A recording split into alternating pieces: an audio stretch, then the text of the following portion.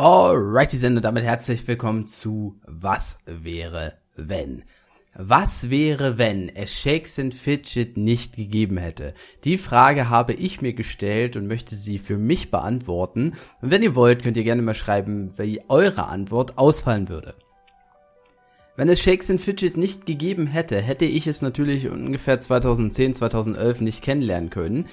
Meine eigene Nutzung des Rechners oder allgemein auch Internet hätte sich dann wahrscheinlich erstmal weiterhin auf Hexball beschränkt, was ich damals aber auch gespielt habe.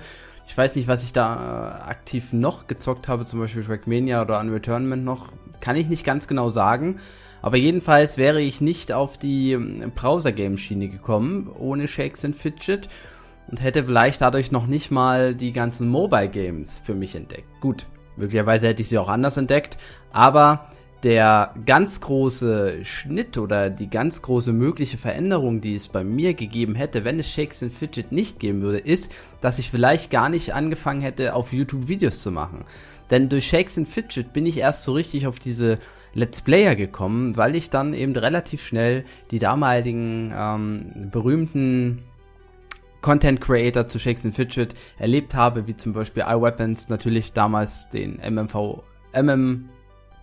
OVZ, weiß ich gar nicht mehr, aber auf jeden Fall den Chilling, den Daniel und auch den Dreamscape, und die haben mich animiert, als ich nämlich damals auf einem ähnlichen Server wie Dreamscape gespielt habe, dann auch selber 2012 mein erstes YouTube-Video zu machen zu Shakes and Fidget. Und Shakes and Fidget, ich weiß nicht, wie viele Videos ich gemacht habe, aber ganz entscheidenden Beitrag dafür, dass ich noch immer auf YouTube aktiv bin.